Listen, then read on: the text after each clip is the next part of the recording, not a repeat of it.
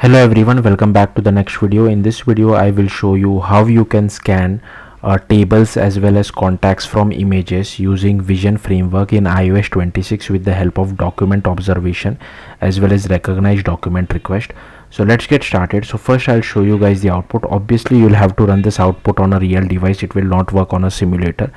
So I have already have Xcode 26 installed and I have already upgraded my iPad to iOS 26 as well, or iPadOS 26. So let's just wait for the app to boot up, and once it is boot up, here you can see I have this random tables which I have created. Now so here you can see there are two tables, but while we capture the image it only recognizes the first table which has been captured. You can recognize multiple tables as well, but just for simplicity now I'm just recognizing only one of those two tables.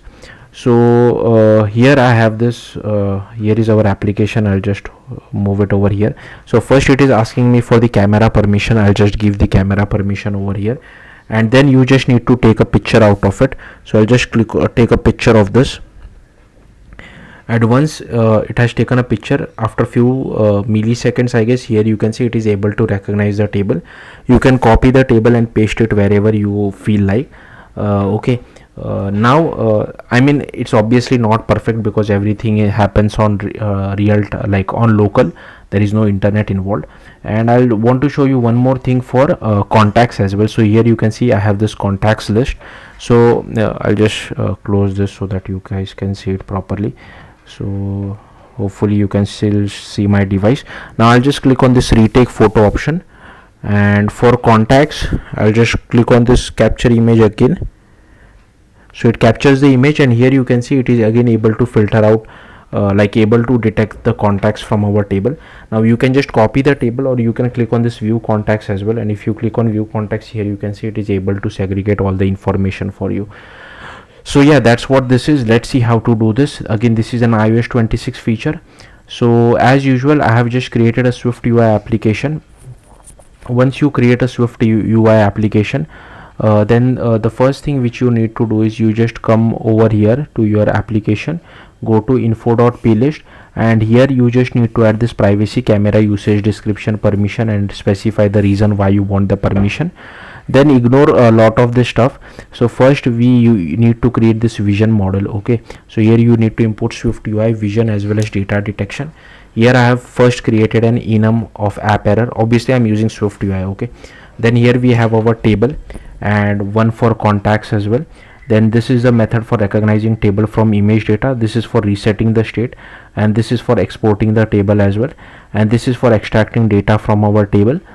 Then this is for parsing the table. Again, I'm simply going through this because this is boilerplate code. Even I have copied this or all this stuff from the documentation. No one is able to remember all this stuff. And here we have created one extension for document observation.container.table. Okay, so yeah, that's it from the view model class. Then you need to create one class called bounding box. So this is a simple Swift UI file. So basically we need to draw a bounding box on the captured image, right? That's why we require this particular thing. Again, feel free to pause the video. Again, this is boilerplate code which you need to write. Then we have created this data model class. Again, I'll simply scroll through this. What this is for contact, and this is for the table cell. Again, this is boilerplate code which you have to write every single time. No choice on that. And this is just a default thing, content view, right, which you get when once you create a Swift UI application. Then I have just created one folder for camera. So first one is our camera. Okay, so here I have defined one enum depending on permission. Again, I'll simply scroll through this because this video is not related to camera. So yeah, this is how we do it for camera. This is our capture service. Again, I'll simply scroll through this quickly. Feel free to pause the video and just copy this code. Here you can just change the dispatch queue label to whatever you feel like. Mostly give it your own app bundle identifier. Okay, I'm simply scrolling through this. Again, this is all boilerplate camera related stuff. Then this is for the photo capture as well. Again, I'll simply scroll through this. So here we are capturing the photo.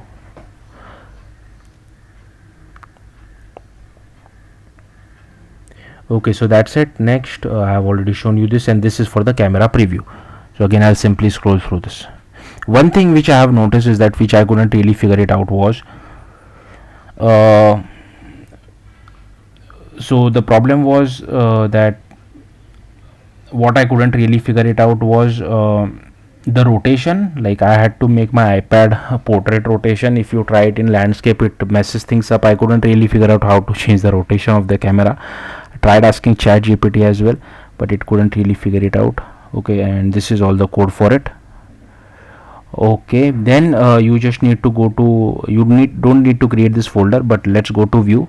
Let's go to first go to camera view over here. So here is our camera view. This is the camera preview which we are using, and this is the button for capturing photo. Here we take our photo as well, and this is the struct for the button style.